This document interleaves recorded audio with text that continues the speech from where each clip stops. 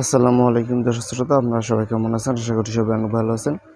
দর্শক শ্রোতা, জুনিয়র সাকিব ও শিখা এদের দুজনকে চেনে না এমন মানুষ কমই আছে। যারা সোশ্যাল মিডিয়ায় আমরা থাকি সবসময় সোশ্যাল মিডিয়াতে, তারা সবাই কম বেশি তাদের দুজনকে চিনে থাকি। তো দর্শক শ্রোতা, আমরা সবাই আরও একটা বিষয় জানি যে জুনিয়র সাকিবের সঙ্গে কী কাজ করেছে শিখা। তো এই বিষয়টা নিয়ে কয়েকদিন আগে প্রচুর পরিমাণে সোশ্যাল মিডিয়া একদম তোলপাড় শুরু হয়েছিল।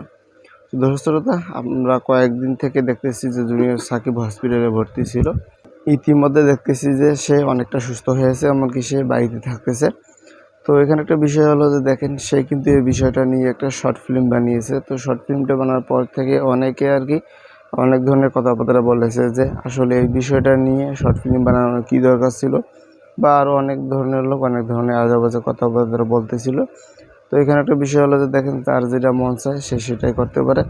এখানে কাউকে বাধা দেওয়া যাবে না। আপনাদের মন চাইলে তার ভিডিও দেখবেন, মন না চাইলে তার ভিডিও দেখার দরকার ছিল না।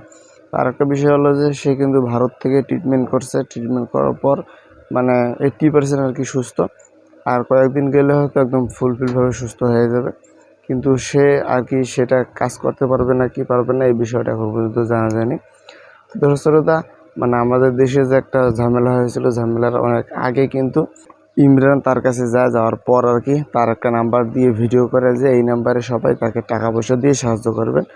তো সেই নাম্বার থেকে সে মূলত 50,000 টাকা পায়, এর বেশি 1 টাকাও পায় না। পরবর্তীতে আরও অনেক নাম্বার দেওয়া হয়, সেই নাম্বারে কোনো টাকাই ঢোকে না, কেউ তাকে টাকা দিচ্ছে না। তো তাকে বিশ্বাস করে না যে সে আর কি টাকা নিয়ে কি করবে।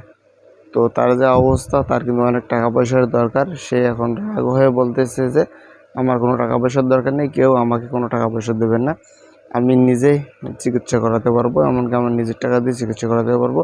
তো আমরা সবাই আর একটা বিষয় জানি, তার কিন্তু একটা ফেসবুক পেজ আছে। তো সে মূলত সেই ফেসবুক পেজের ইনকামের টাকা দিয়ে চলে। তো সেই পেজ থেকে মোটামুটি আর্নিং হয়, সেই জন্য মূলত সে বলছে যে আর কারোর 1 টাকা দেওয়ার দরকার নেই আমাকে। তো এখানে আরেকটা বিষয় হলো যে সবাই আরেকটা বিষয় জানতে পারছে, বা জুনিয়র সাকিব একটা বিষয় জানে যে শিখা নাকি কয়েকদিনের মধ্যে আর কি ছাড়া পাবে। তো এই বিষয়টা নিয়ে জুনিয়র সাকিব বলছে যে যদি আমি দেখি যে সে ছাড়া পায়, তাহলে বলবো যে বাংলাদেশের আইন একদম দুর্বল।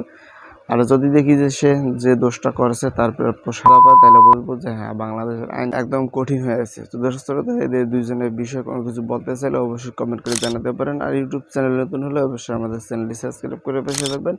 দেখা হবে নতুন কোনো ভিডিওতে। ততক্ষণ সব ভালো থাকবেন, সুস্থ থাকবেন। আল্লাহ হাফিজ।